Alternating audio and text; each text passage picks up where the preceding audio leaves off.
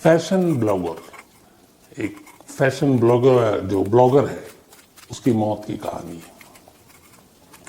दिल्ली के करीब गाजियाबाद में एक परिवार रहा करता था। अच्छा खासा परिवार था। उस परिवार के मुखिया जो हैं वो नोएडा में एक एक्सपोर्ट शूज कंपनी में काम करते मुलाजिम थे। माली हालत भी ठीक ठाक। घर पे उनकी पत्नी और 2 बच्चे थे, एक बेटी बड़ी और दूसरा छोटा बेटा। बेटी पढ़ने लिखने में होशियार थी, नाम रितिका। गाजियाबाद के एक कॉन्वेंट स्कूल में उसका दाखिला करा दिया।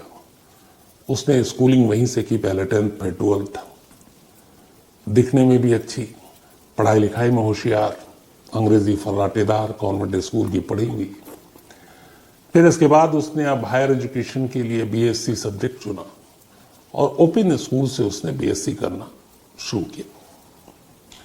इस दौरान में रितिका की मम्मी का जो परिवार था, यानी कि रितिका का ननिहाल, उसकी नानी नाना, वो सब रहते थे उत्तर प्रदेश में। एक जगह है टुंडला, टुंडला रेलवे स्टेशन मुझे हमेशा याद रहता है। तो उसी टुंडला के रहने वाले रितिका के ननिहाल के लोग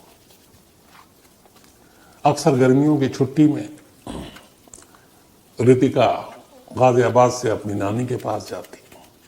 एक ज़माना था जब गर्मियों की छुट्टी का मतलब ही ये होता था मामा के घर जाना, नानी के घर जाना। मुझे आज भी याद है। लेकिन वक्त बदला है, अब लोग छुट्टियां मनाने, उसके अलावा नाना नानी मामा के घर नहीं जा रहे हैं। तो फिर ये होता था कहाँ जा रहे हो भाई? तो कहीं ठंडी जगह पे जा रहे हैं, क्योंकि समर वेकेशन तो गर्मी में ही होगी। तो मनाली जा रहे हैं, मसूरी जा रहे हैं, देहरादून जा रहे हैं, शिमला जा रहे हैं, यही नाम सुनने को आता था। अब आजकल के बच्चों से पूछिए या आप देखिए और सोशल मीडिया पे तस्वीरें, तो लगता है कि इंडिया में कोई घूम ही नहीं रहा है। सभी विदेश की तस्वीरें डालते हैं। कोई स्विट्जरलैंड में है, कोई लंदन में है, कोई यूएस में है, कोई ऑस्ट्रेलिया में है, कोई पता नहीं कहाँ कहाँ है। तो ये इसलिए कि याद आ गया, बचपन में हम सभी नाना नानी मामा के घर जाया करते थे। तो रितिका भी अक्सर जाया करती थी। इत्तेफाक से उसकी नानी के बराबर में एक लड़का रहा करता था और पड़ोसी था। तो अब ननिहाल जाती है नानी के घर में, आस पड़ोस के लोगों से ही मुलाकात होती है। तो रितिका की भी मुलाकात उस शख्स से होती है। उसका नाम आकाश था। रितिका और आकाश दोनों मिलते हैं जब भी वो टुंडला जाती। फिर रितिका वापस आ जाती गाजियाबाद छुट्टी के बाद। और ये सारी चीज़ें, इनकी मुलाकात चलती रही। लेकिन रितिका ने इसको बड़ा नॉर्मल लिया था। लेकिन कहीं ना कहीं आकाश के मन में रितिका के लिए प्यार जाग गया। रितिका दिखने में भी खूबसूरत थी और अब वो उसके पीछे पड़ गया। शुरू में रितिका ने उसको ध्यान नहीं दिया। अब रितिका जब गाजियाबाद लौट आई तो आकाश की भी एक बहन गाजियाबाद में रहा करती थी। अब वो सिर्फ रितिका से मिलने के चक्कर में वो गाजियाबाद आ जाता और अपनी बहन के घर ठहरता और उसके बाद रितिका से मिलना जुलना शुरू कर देता। फिर रितिका को उसने बताया कि मैंने एग्ज़ाम दिया है, रेलवे में मेरी नौकरी लग जाएगी, मैं अच्छा अफसर बन जाऊंगा। अब ननिहाल का मामला दोस्ती, धीरे धीरे रितिका भी जो है उसके प्यार में फंसती गई और आखिरकार फिर दोनों ने तय किया शादी कर लेंगे। रितिका के घर वालों ने थोड़ा सा शुरू में विरोध भी जताया, लेकिन फिर लगा कि चलो बेटी समझदार है, सही फैसला क्या होगा। तो रितिका और आकाश की शादी कर देते हैं। तो दोनों की शादी हो गई। शादी के कुछ दिन तो बिल्कुल हनीमून पीरियड टाइप गुजरा, लेकिन फिर सच्चाई सामने आने लगी। आकाश की न रेलवे में नौकरी लगी, न वो कहीं और नौकरी करना चाहता था। तो बेरोजगार घूमता रहा। अब इधर घर भी चलाना है तो क्या करे। उधर रितिका ने अपना कोर्स पूरा किया बीएससी। अब उसने कई बार आकाश से कहा नौकरी कर लो, वो करने को तैयार नहीं। रितिका ने अपने घर चलाने के लिए फिर एक स्कूल में टीचर की नौकरी कर ली। किसी तरह घर चलने लगा, पर उसे उम्मीद थी कि पति कमाएगा, पति कमा नहीं रहा है। इधर रितिका घर भी चला रही है और फिर जुल्म भी सह रही है। एक तो बेरोजगार, ऊपर से आकाश शक्की। उसे लगता था उसकी बीवी बहुत खूबसूरत है, पता नहीं कौन आ जाए, कोई मिले। तो अपनी बीवी पे शक करता और इस शक की वजह से बहुत झगड़ा भी होता। लड़ाई झगड़ा ये सारी चीज़ें चलती रही। बेरोजगारी, कई साल बीते, रितिका परेशान हो गई। इस दौरान में फिर रितिका ने अपना घर छोड़ा, वो फिरोजाबाद पहुंच गई। वहाँ के एक स्कूल में उसने फिर टीचर की नौकरी कर ली। और उसी स्कूल में उसकी मुलाकात एक विपुल से होती है। हालांकि उससे पहले ही फेसबुक पे, चूंकि वो सोशल मीडिया पे एक्टिव रहती थी, तो फेसबुक से दोस्ती हुई थी। और इस दोस्ती के बाद विपुल ने ही उसे कहा था कि तुम्हारी नौकरी में मदद करेंगे तो तुम फिरोजाबाद आ जाओ। एक प्राइवेट स्कूल था जिसके मैनेजमेंट में हिस्सा था विपुल का, मतलब एक तरह से स्कूल का वो पार्टनर था। तो उसने अपनी दोस्त रितिका की मदद की, उस स्कूल में उसकी जॉब लगा दी। इधर फिर हालात ऐसे बीते कि अब रितिका ने आकाश का घर छोड़ दिया। उसने कहा कि अब इतने जुल्म सितम नहीं सहेंगे। उसको कई बार मारा गया, उसके एक बार पैर दिलाने की भी कोशिश की। तो उसने कहा कि अब लगभग छोड़ देंगे। उसने कहा अब डिवोर्स ले लेंगे। उसने डिवोर्स की अर्जी भी लगाई और उधर पहुंच गई फिरोजाबाद। अब इधर आकाश को ये गवारा नहीं कि उसकी बीवी उसे छोड़ कर जाए। घर गृहस्थी चला रही थी, वही कमा रही थी, ये बेरोजगार।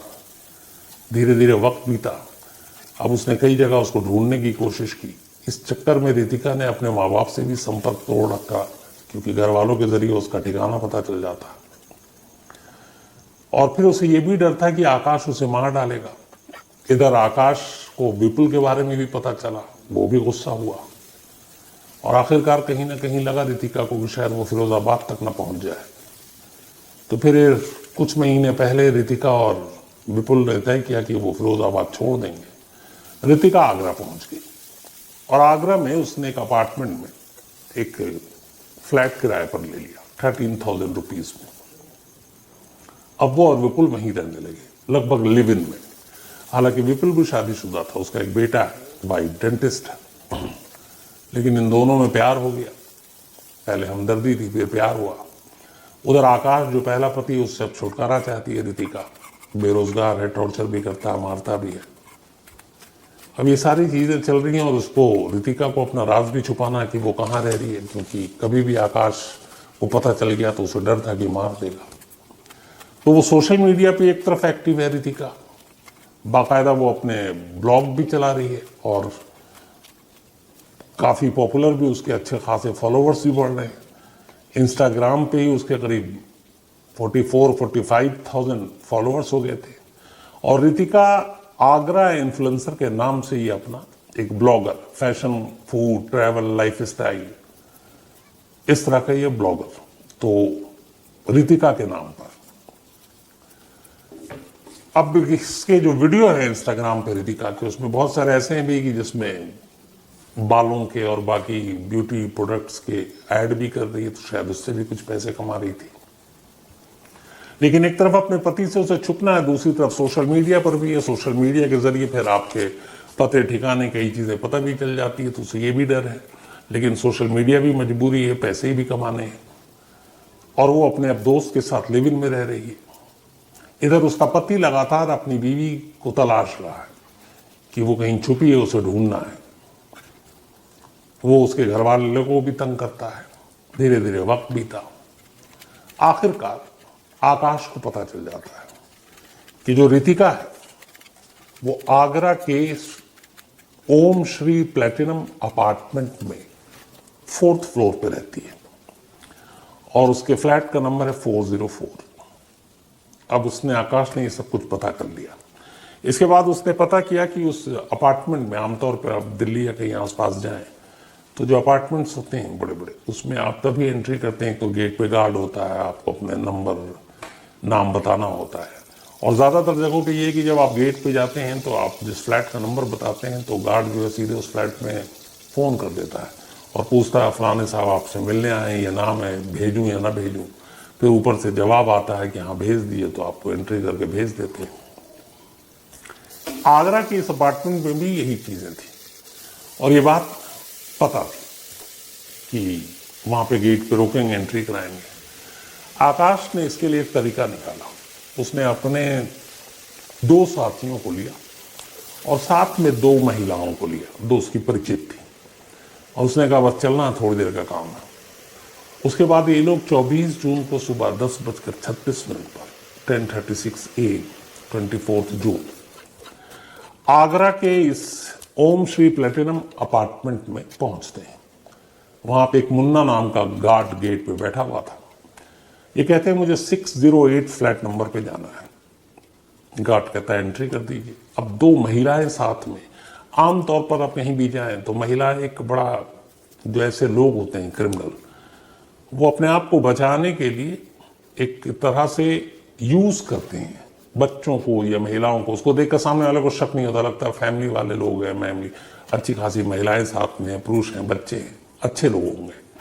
और यहीं पे बहुत बार क्राइम हो जाता है। कभी इस चीज पे भरोसा नहीं करना चाहिए आंख बंद करके। तो उस गार्ड को भी लगा कि 2 महिलाएं हैं, 2 पुरुष हैं, बाकी के 2 लोग गाड़ी में बाहर वेट कर रहे थे। उसने कुछ शक जताया नहीं, फ्लैट नंबर पूछा, इन्होंने कह दिया 601, 6 फ्लोर पे था ये। बाकायदा अपना नाम भी आकाश ने लिखा, अपना मोबाइल नंबर भी लिखा, एक लेडी ने अपना नाम सुनीता लिखा। और उसके बाद एंट्री के बाद गार्ड ने कहा आप जाइए। अब ये वहां से अंदर गए, लेकिन ये लोग 6 फ्लोर पे नहीं जाते, 601 पे भी नहीं जाते फ्लैट नंबर। ये लिफ्ट का बटन दबाते हैं 4th फ्लोर का। इसके बाद 4th फ्लोर पे लिफ्ट रुकती है। ये चारों उसके बाद वहां से 404 फ्लैट नंबर की घंटी बजाते हैं। दरवाजा खुलता है, सामने रितिका थी। आकाश को देखते ही रितिका घबरा जाती है। इसके बाद ये चारों अंदर घुसते हैं। सबसे पहले दोनों औरतें रितिका पर काबू पाती हैं। आकाश और उसके साथ उसका एक जो साथी आया, वो विपुल को पकड़ते हैं, उसको जबरन वॉशरूम में ले जाते हैं। वहां रस्सी से उसके दोनों पैर बांधते हैं, पीटते हैं बुरी तरह, और फिर बाथरूम में बंद कर देते हैं। बंद करने के बाद अब वो दोनों बाहर आए। इधर दोनों महिलाएं रितिका को काबू किए गई थी। इसके बाद अब चारों मिलकर रितिका के हाथ और पैर दोनों बांध देते हैं, पीटते हैं, फिर उसी 4th फ्लोर की बालकनी पर ले आते हैं और बालकनी से लाकर सुबह करीब 11 बजे के आसपास आकाश अपनी बीवी रितिका को, जिसके हाथ पैर बंधे, 4th फ्लोर से नीचे फेंक देता है। इधर गार्ड अब भी अपने गेट पर बैठा हुआ है, मुन्ना।